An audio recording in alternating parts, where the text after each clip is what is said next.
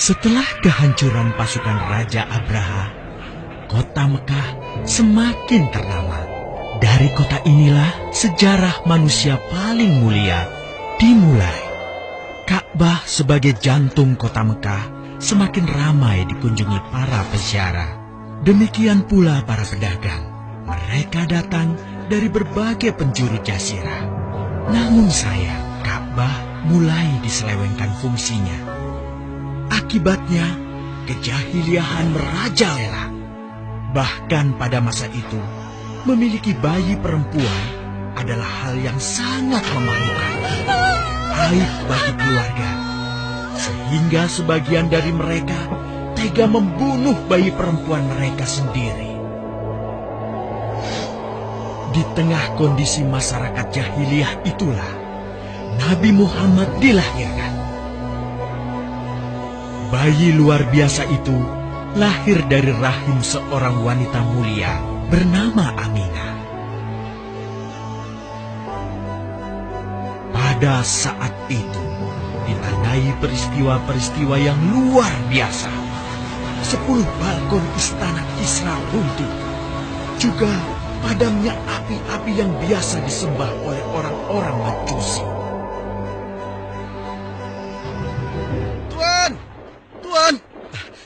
Tuan Abdul Muthalib, ada kabar gembira. Kabar gembira?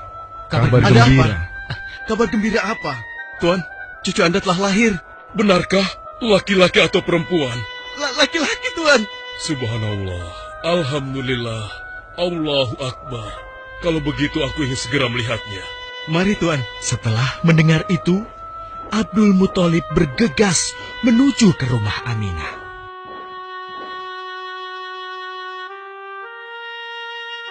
Ah, cucuku, kasihan engkau terlahir yatim. Dengan penuh kasih sayang, Abdul Muthalib membawa cucunya ke Ka'bah. Ya Allah, jadikanlah cucuku ini menjadi seorang yang mulia dan terhormat, sebagaimana Nabimu Ibrahim alaihissalam.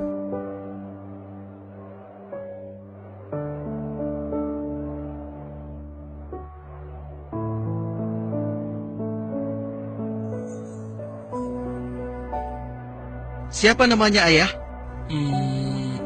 Muhammad. Muhammad? Iya, aku akan menamainya Muhammad. Artinya yang terpuji.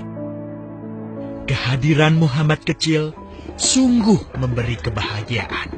Tidak hanya bagi keluarga Bani Hashim. Bahkan seluruh kabilah suku Quraisy menyambutnya dengan sukacita. Kemudian Abdul Muthalib mencarikan ibu susu bagi Muhammad kecil. Kita sudah berhari-hari mencari anak susuan, yang dari situ kita akan mendapatkan imbalan yang cukup. Namun hingga saat ini, belum juga kita dapatkan. Ya, istriku, aku mengerti. Apa kita terima saja bayi yatim itu? Muhammad maksudmu? Iya, cucu dari Abdul Muthalib. Kasihan dia. Hampir semua teman-teman dari rombongan kita tidak ada yang mau menyusuinya. Karena tidak ada harapan untuk mendapatkan imbalannya dari ayah bayi itu. Betul juga engkau, istriku. Kasihan anak itu. Aku mendukungmu jika engkau susui dia. Mudah-mudahan Allah memberikan keberkahan bagi kita. Halimah segera mendatangi Abdul Muthalib. Dia bersedia untuk menjadi ibu susu dan pengasuh bagi Muhammad kecil. Betapa gembira Abdul Muthalib mendengarnya. Halimah dari Bani Sa'ad itu akhirnya dipercaya Abdul Muthalib untuk mengasuh cucunya 2 tahun lamanya. Ayo istriku, kita berangkat sekarang. Sebentar lagi suamiku. Insya Allah kita berangkat sampai anak ini kenyang. Kalau begitu, aku lanjutkan berkemas-kemas dahulu. Hah? Ada apa, suamiku? Lihat, unta dan keledai kita. Mereka demikian sehat, tidak seperti sebelumnya. Subhanallah. Betul, suamiku. Tidak seperti kemarin. Demi Allah, kau tidak salah memilih istriku. Kau telah mengambil anak yang dipenuhi dengan barokah. Allah melimpahkan keberkahan atas Halimah dan suaminya. Mereka pulang ke kampung Bani Sa'ad dengan penuh rasa syukur. 2 tahun berlalu sudah. Tugas Halimatus Sa'diyah sesungguhnya telah usai. Saatnya Muhammad kecil harus dikembalikan kepada ibunya. Terima kasih Halimah.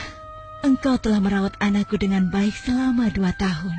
Tidak ada yang bisa kuberikan, kecuali aku berdoa. Semoga Allah memberkahi engkau dan keluargamu. Amin. Saya juga bersyukur diberikan kepercayaan dan kesempatan merawat anakmu, wahai Ibu Aminah. Namun, begini Bu, mohon maaf. Kalau boleh, izinkan aku merawat Muhammad lebih lama lagi. Aku masih sangat sayang padanya. Baiklah, kalau begitu aku setuju dengan usulmu. Bawa dan rawatlah Muhammad sebagaimana dia anakmu sendiri. Terima kasih, Ibu. Terima kasih. Begitulah, Muhammad kecil kembali ke tengah-tengah Bani Sa'ad. Ia tumbuh menjadi anak yang memiliki banyak teman. Karena kemuliaan akhlaknya. Tatkala berusia sekitar 4 tahun, terjadilah suatu peristiwa. Muhammad, Bu! Muhammad! Muhammad? Kenapa Muhammad? Muhammad dibawa orang. Hah? Dibawa orang? Diculik? Coba ceritakan. Ketika kami tengah bermain, tiba-tiba ada orang dewasa datang. Dia langsung membawa pergi Muhammad dan membunuhnya. Hah? Membunuhnya? Ya Allah, di mana? Di mana? Antarkan ibu ke sana. Dengan perasaan cemas, Halimah bergegas menuju tempat itu. Dan dilihatnya, Muhammad kecil tengah terduduk. Muhammad, apa yang terjadi denganmu? Dengan sangat tenang dan jelas, Muhammad kecil menceritakan apa yang telah terjadi. Bahwa seseorang telah membelah dadanya, mengambil hatinya, kemudian mencucinya dan mengembalikannya lagi ke tempatnya semula. Maka sesungguhnya yang datang itu adalah malaikat Jibril. Dia ditugaskan Allah untuk mencuci hati Rasulullah sehingga bersih dari segala kecenderungan setan. Subhanallah. Sungguh anak ini bukanlah anak sembarangan. Sebaiknya aku kembalikan saja kepada ibunya. Peristiwa itu membuat Halimah sangat khawatir. Maka bergegaslah Halimah mengembalikan Muhammad kecil kepada ibunya. Menginjak usia yang ke-6 tahun, Muhammad kecil diajak ibunya untuk berziarah ke makam ayahnya, Abdullah di Yathrib. Dalam perjalanan pulang kembali ke kota Mekah, Aminah pun jatuh sakit. Dari hari ke hari, tubuhnya semakin melemah. Hingga di sebuah kota bernama Abwa, letaknya antara Mekah dan Yathrib, Aminah meninggal di sana. Dan Muhammad kecil pun menjadi seorang anak yatim piatu. Sejak itulah, Muhammad kecil dirawat dengan penuh cinta dan kasih sayang oleh kakeknya, Abdul Muthalib. Muhammad, sudah berhentilah memerah susunya. Insya Allah, sudah cukup untuk persediaan kita hari ini. Beristirahatlah sejenak. Makanlah agar kau tetap sehat.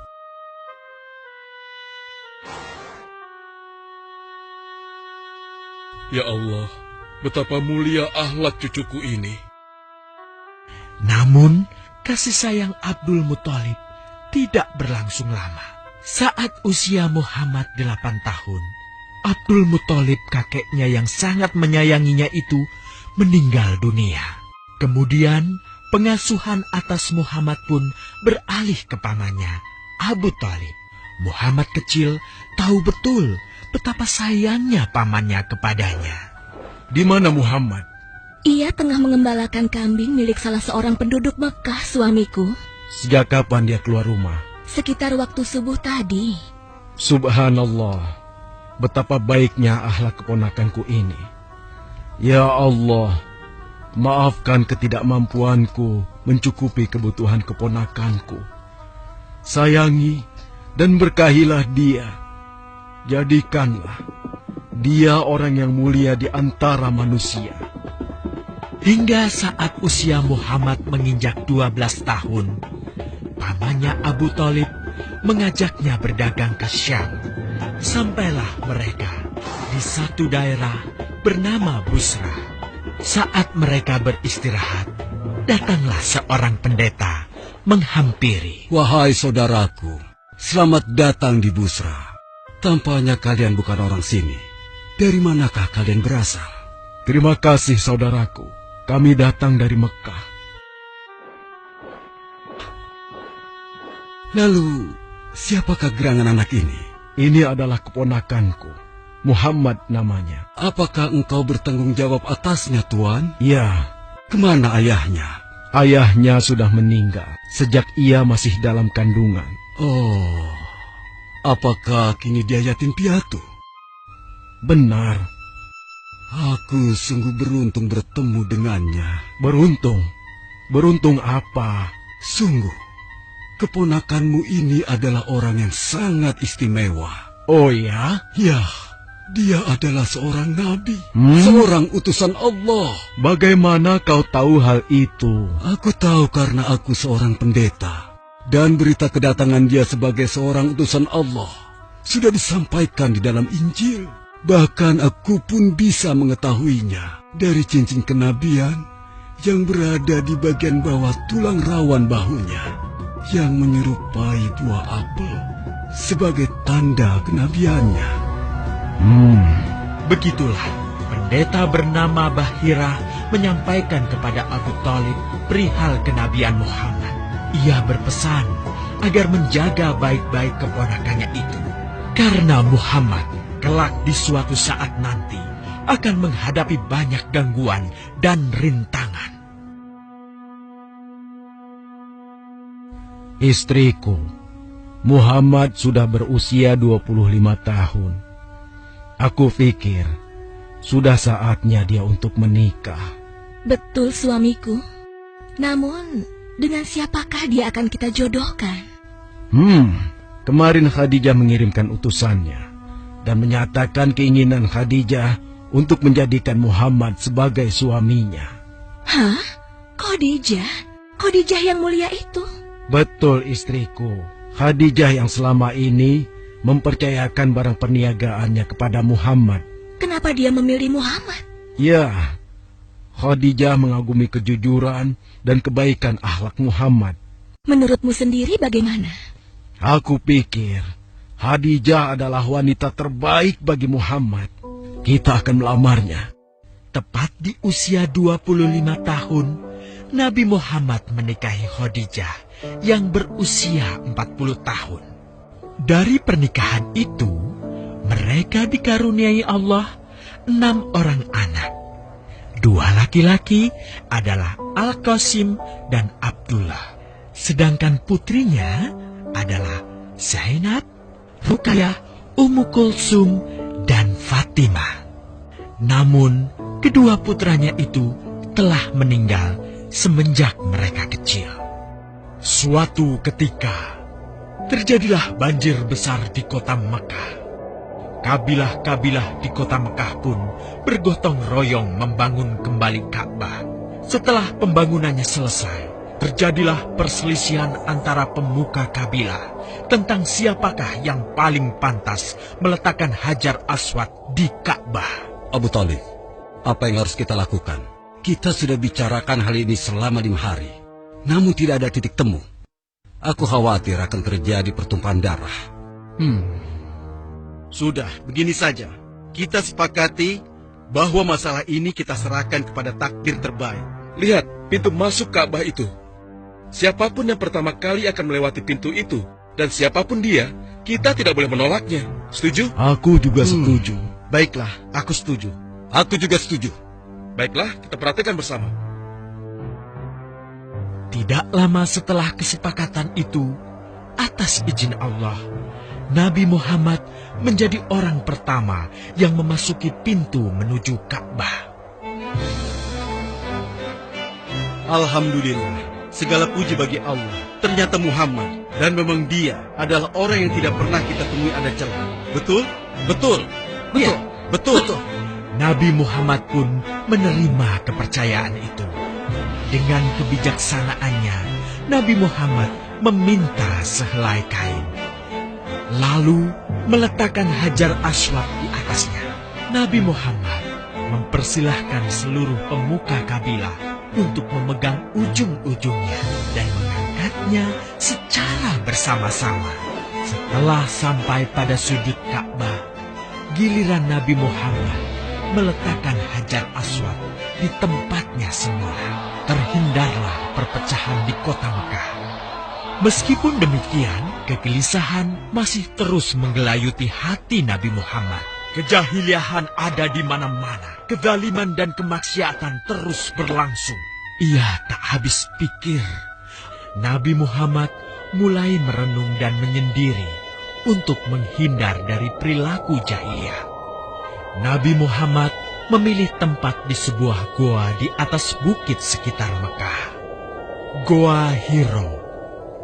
Dari mulut goa itulah Nabi Muhammad bisa memandangi kota Mekah yang dicintainya dengan pandangan yang lebih luas.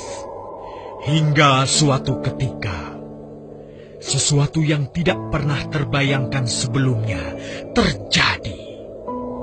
Tiba-tiba, goa itu menjadi terang benderang. Kemanapun arah mata melihat, di sanalah cahaya itu ada. Itulah malaikat Jibril. Jibril berkata, "Bacalah." Dengan gemetar, Nabi Muhammad berkata, "Aku tidak bisa membaca." Malaikat Jibril lantas merangkul Nabi Muhammad SAW dengan kuat hingga nafas beliau sesak. Seraya berkata lagi, "Bacalah." Sampai akhirnya malaikat Jibril membantunya setelah merangkulnya dan menyuruhnya membaca hingga 3 kali. Kemudian malaikat Jibril membantunya membaca. "Bacalah dengan menyebut nama Tuhanmu yang menciptakan. Dia telah menciptakan manusia dari segumpal darah. Bacalah, dan Tuhanmu lah yang paling pemurah, yang mengajarkan manusia dengan perantaraan Al-Qalam. Dia mengajarkan kepada manusia apa yang tidak diketahuinya." Kalimat suci telah terucap. Resmilah sudah. Dari dalam Goa Hiro, Allah mengangkat Nabi Muhammad SAW sebagai penuntun dari kegelapan menuju cahaya, dari keburukan menjadi kebaikan, dan dari kesengsaraan menuju ke keselamatan.